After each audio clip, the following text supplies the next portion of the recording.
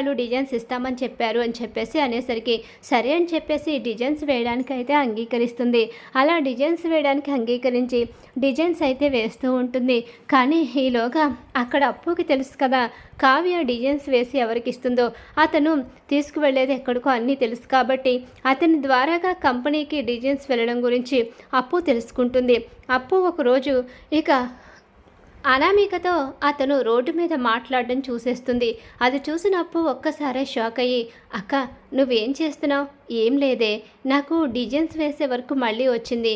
ఎలాగో ఖాళీగానే ఉంటున్నాను కదా, ఖాళీగా ఉంటే మనసు పలు రకాలుగా ఆలోచనలోకి వెళ్ళిపోతుంది. ఇలా పని మీద ఉంటే నా ఆలోచన ఒకే చోట ఉండిపోతుంది. అక్క పొరపాటు జరిగిపోతుంది. అనామిక మళ్ళీ తిరిగి వచ్చింది. అనామిక తిరిగి రావడం ఏంటి అంటే కళ్యాణ్ని మళ్ళీ తను సొంతం చేసుకుంటానంటుందా? లేదు, ఇప్పుడు కళ్యాణ్ని కాదు, ఇప్పుడు సొంతం చేసుకోపోయేది ఇక స్వరాజ్ గ్రూప్ ఆఫ్ కంపెనీని. స్వరాజ్ గ్రూప్ ఆఫ్ కంపెనీని సొంతం చేసుకుని దుగ్గిరాల వంశం పరువు తీయాలని చెప్పేసి ఇక కంకణం కట్టుకుని కూర్చుంది.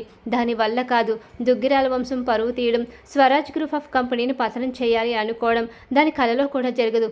ఆ ప్లాన్ ఆల్రెడీ అమలు చేసేస్తుంది. దానికి పాత్రధారివి సూత్రధారివి నువ్వే కాబోతున్నావు. ఏం మాట్లాడుతున్నావే? అవును, నువ్వు వేసి పంపించే డిజైన్స్ ఎక్కడికి వెళుతున్నాయి అనుకుంటున్నావు? ఆ అనామిక బాయ్ ఫ్రెండ్ కంపెనీకి వెళ్తున్నాయి. వాళ్ళు నీ డిజైన్స్ ద్వారాగా సక్సెస్ సాధించి స్వరాజ్ గ్రూప్ ఆఫ్ కంపెనీని దెబ్బతీయాలని చూస్తున్నారు.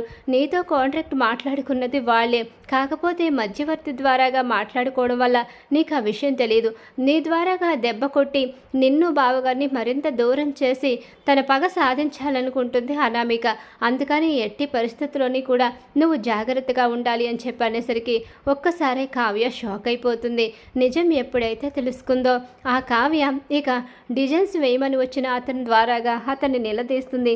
నిలదీయడంతో అతను మొత్తం నిజాన్ని బయట పెట్టేస్తాడు. ఈ విషయం నేను చెప్పానని చెప్తే వాళ్ళు నన్ను కంపెనీలోంచి తీసేస్తారు అని చెప్పనేసరికి మీరు చెప్పారని నేను చెప్పను, నాకు ఆల్రెడీ ఈ విషయం తెలిసింది కాబట్టి దాని అంతు నేను చూస్తాను అని చెప్పేసి డిజైన్స్ అయితే వేస్తుంది. అలా వేసి కంపెనీకి పంపిస్తూ ఉంటుంది. కానీ వంకరడింకరగా ఇక డిజైన్స్ రాలేనట్టుగా ఇక ఎలా పడితే అలా డిజైన్స్ వేసి కంపెనీకి పంపిస్తుంది. ఈ డిజైన్స్ ఇవ్వమన్నారని చెప్పి డిజైన్స్ ఇచ్చేసరికి ఏంటివి ఇలా ఉన్నాయేంటి డిజైన్స్ అంటే ఎలా ఉండాలి? అయినా ఆ కావ్య డిజైన్ వేసిందంటే చాలా బాగుంటుంది. కావ్య వేయకుండా ఎవరైనా చిన్నపిల్లల చేతులకి ఇస్తుందా ఏంటి? డిజైన్స్ ఇలా ఉన్నాయి అని చెప్పి అనేసరికి ఏమో అమ్మ, కావ్య ఎప్పుడు బాగానే వేస్తుంది, అలానే నేను కూడా తీసుకొచ్చాను, కానీ ఇలా ఉంటాయి అనుకోలేదు. ఒకసారి వెళ్ళి మీరే అడగండి అని చెప్పి అనేసరికి నేను వెళితే కావ్యకు తెలిసిపోతుంది. నాకు ఆల్రెడీ తెలిసిపోయింది. ఏంటి? నా కంపెనీని దెబ్బతీయాలని చెప్పేసి నన్నే నువ్వు ఇక డిజైన్స్ వేయడానికి వాడుకుంటావా? ఎంత ధైర్యం నీకు? నేను స్వరాజ్ గ్రూప్ ఆఫ్ కంపెనీని దెబ్బతీస్తానని ఎలా అనుకున్నావు? నువ్వు డబ్బు ఎలా చూపిస్తే నేను నీకు అమ్ముడుపోతాను అనుకున్నావా? అమ్ముడుపోవడానికి నేను అనామికని కాదు, కావ్యని. నాకు ఆస్తి అంతస్తుల మీద అలాగే ఇక వేరే వ్యవహారాల మీద ఎలాంటి మోజులు లేవు. నా భర్త, నేను, నా కుటుంబం అందరం సంతోషంగా ఉండాలి, దాన్ని మాత్రమే కోరుకున్నాను. ఇప్పుడు నా భర్త నాకు దూరంగా ఉండొచ్చు, రేపన్న రోజు నా భర్త తన తప్పు తెలుసుకుంటాడు, నా దగ్గరికి వస్తాడు, ఆ రోజు మేము సంతోషంగా గడుపుతాం. కానీ నీ బ్రతుకి అది లేదు. నీ భర్త నిన్ను వదిలేశాడు కాదు, విడాకులు ఇచ్చేశాడు. ఇక వీడిని మళ్ళీ నువ్వు దివాళా తీయించి రోడ్డు మీద పడేసి నువ్వు మళ్ళీ ఒంటరి దానివే అవుతావు అని చెప్పేసి కావ్య అంటూ ఉంటుంది. ఇంకోసారి పిచ్చి ప్రయత్నాలు చేసి నువ్వు కనుక ఇక మా కంపెనీని దెబ్బతీయాలని చూస్తే కావ్య లేదు, కావ్య ఆ ఇంటి నుంచి వచ్చేసింది అని చెప్పేసి నువ్వు ప్రయత్నం కనుక చేసావనుకో, కావ్య మళ్ళీ ఆ ఇంటి ముందు కవచంలా నిలబడుతుంది. ఆ కంపెనీకి ఇక అన్నీ తానే నిలబడుతుంది. నేను నిలబడ్డ రోజు నువ్వు నా ముందు ఉండడానికి కూడా సరిపోవు.